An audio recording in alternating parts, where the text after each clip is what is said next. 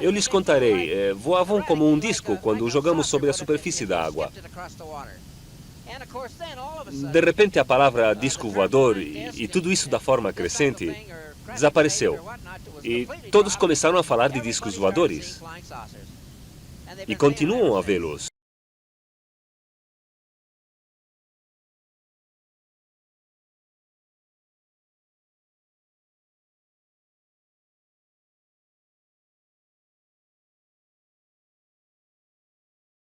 All our activities, that it was not a weather balloon, nor an aircraft, nor a missile.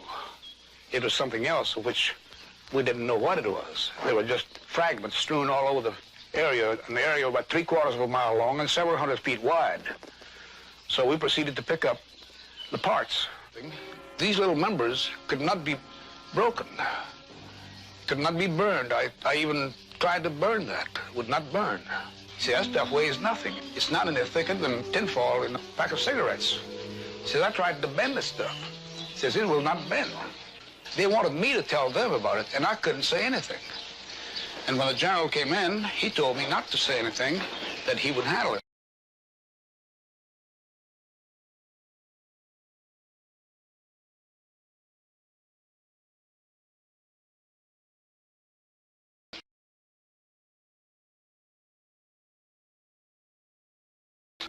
When I asked the leader where he was from, I said, I know you're not from this planet.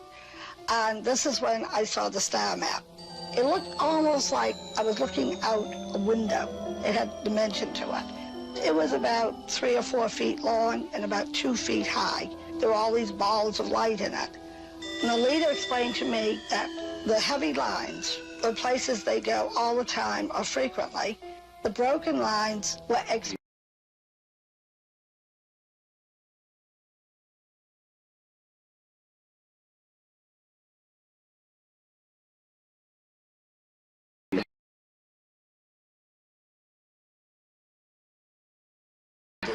And when we got in the opening here, we could see this object hovering over here, stopped the truck, and, you know, everybody, wow.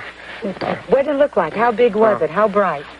It was about 20 feet, 25 feet in diameter, about 8 or 10 feet thick. It was a disc-shaped object, glowing golden color. The next thing I knew, I was regaining consciousness, apparently inside the craft. And I was in a great deal of pain. I didn't just come to right, you know, snap to. And I discovered these 3 creatures standing over me. I lashed out at them. I was backing away from them, and they came towards me. And I was really hysterical, and I screamed at them to get away from me. And they just stopped at one point there and just turned around and left the room, just all at once. I found myself on the pavement outside of the town of Heber. I was laying beside the road, and when I looked up, I saw a craft hovering above the road there, and then it just shot straight up outside.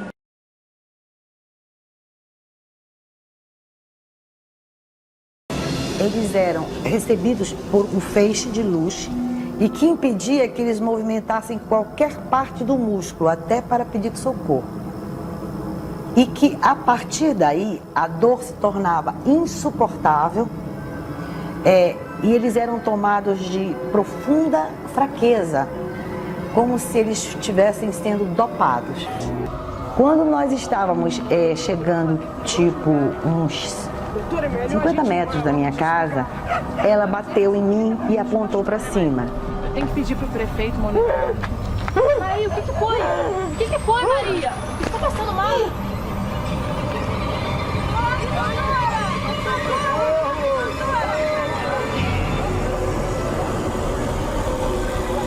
Um objeto, mas tão próximo, tão bonito. Até este momento, mesmo tendo atendido toda esta enormidade de habitantes atacados por este ser não explicável, eu ainda duvidava que realmente fosse alguma coisa que eu pudesse ver. Foram fotografados vários objetos. nós detectamos pelo menos 9 formas de objetos.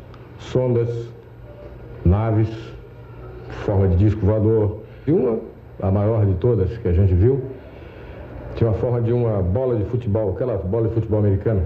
Era um objeto muito grande, com luzes, com janelas todo o entorno. E uma hora ficou próximo de nós, a cerca de 70 metros, tá? Tinha uma altura de mais ou menos, um comprimento de mais ou menos 100 metros, muito grande, com uma luminosidade muito forte, parecia um sol, que depois apagou e subiu. Foram feitos 4 filmes e umas 400 ou 500 fotos. Esse material ficou de posse da Força Aérea, os filmes e as fotografias, ficou de posse da Força Aérea, foram encaminhados ao comando da Força Aérea em Brasília e devem estar guardados no Estado-Maior por o Serviço de Inteligência da Força Aérea. A Força Aérea trata o assunto OVNI com seriedade. A aeronáutica não divulga os resultados de suas investigações sobre objetos aéreos não identificados.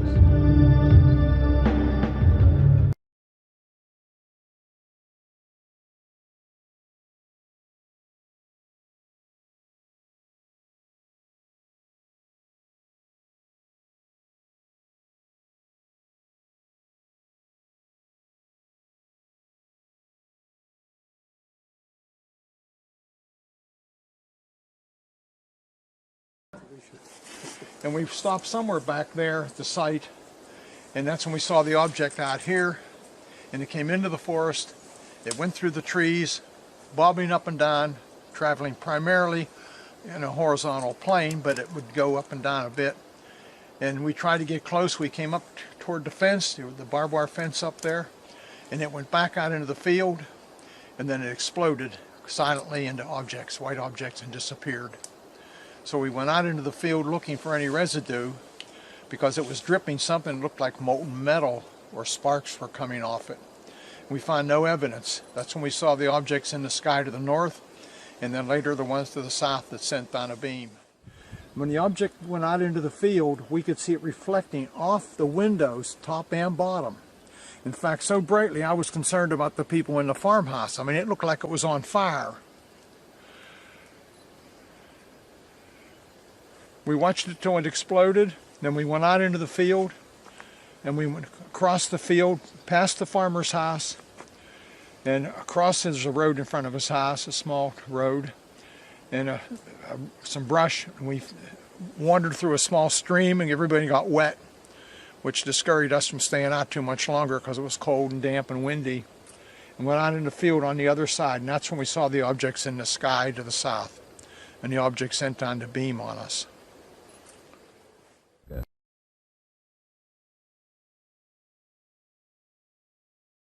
Segundo o ministro Otávio Moreira Lima, pelo menos 20 objetos não identificados foram detectados entre 8 horas da noite de segunda-feira e 1 da madrugada de ontem pelo SINDACTA, Centro de Defesa e Controle do Tráfego Aéreo. A primeira pessoa a avistar os objetos teria sido o coronel Osiris Silva, na viagem de São Paulo a Brasília para tomar posse como presidente da Petrobras. O Ministério da Aeronáutica informou que depois do aviso do coronel, decidiu-se pela perseguição aos objetos. 4 aviões, 2 caças e 2 Mirage perseguiram os objetos enquanto tinham combustível. Depois voltaram às bases no Rio e em Anápolis. Segundo os pilotos, os objetos têm a forma e o tamanho de uma bola de ping-pong e se deslocam a uma velocidade de até 1.400 km por hora.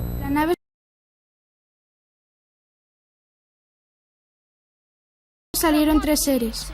Eran altos, más altos que la gente normal. Llevaban una especie de gorros, gabardinas azules y botas altas, del mismo color que la nave. Anduvieron por este lugar durante unos minutos. Más tarde entraron dentro de la bola. La nave comenzó a elevarse lentamente y desapareció.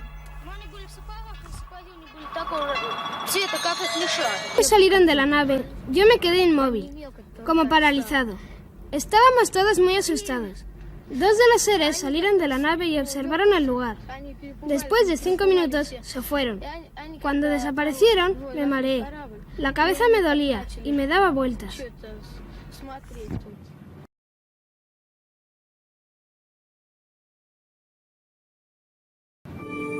Muitos médicos estavam na sala de operação, uns 15 mais ou menos.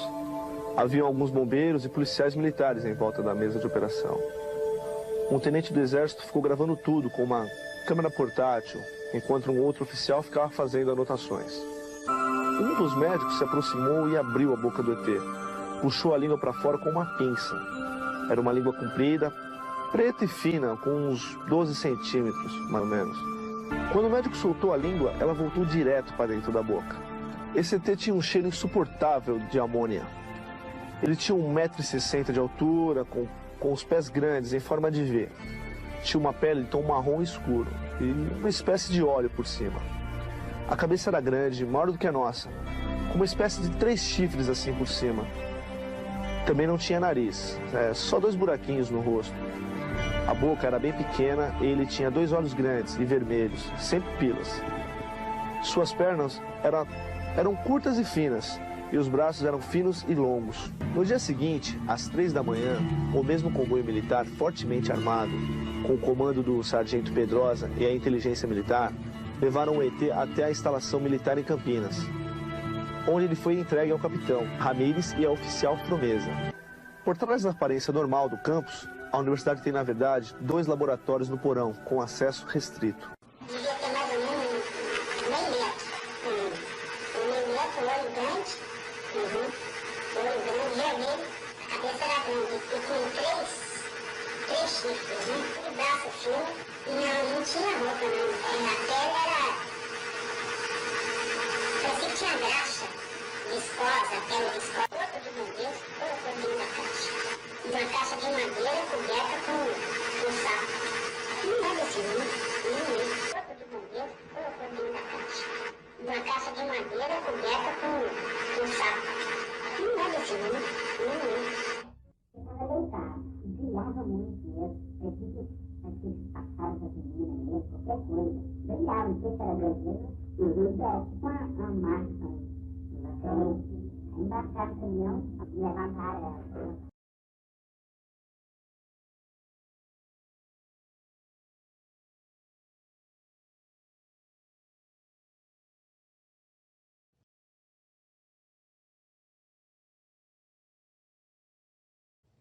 Well, for about 70 years, the U.S. government avoided saying anything at all about UFOs, like they didn't exist. And then last year, for the first time ever, the Defense Department admitted that 3 separate tapes recorded in 2004 and 2015 were genuine footage of unknown flying objects. Now, the Navy is refusing to declassify reports on the 2004 incident, saying they would imperil national security, severely imperil. Dude, there's a fucking drone, bro. There's a whole fleet of them. Look on the ASA. My gosh. They're all going against the wind. The wind's 120 knots from the west. Look at that thing, dude. Right. Recent revelations about a secret Pentagon study of UFOs raise many questions, including this one. Do government scientists actually have a piece of a flying saucer? According to a New York Times story, scientists right here in southern Nevada have had a chance to study what is known as a mystery piece of metal. This unit of the Pentagon, they have, as we reported in the paper, some material from these objects that is being studied so that scientists can try to figure out what accounts for their amazing properties, this technology, these objects, whatever they are. So they have made some progress. What type of material? They don't know. They're studying it, but it's some kind of compound that they don't recognize. We spoke to a government official recently who said the U.S. government had wreckage from a UFO in a facility on an Air Force base. Are you familiar with that? I haven't heard that, no. I haven't heard that. I won't talk to you about what I know about it, but it's very interesting. But Roswell's a very interesting place with a lot of people that would like to know what's going on. So you're saying you may declassify? Oh. You'll take it? Well, I'll have to think about that one, right? Well,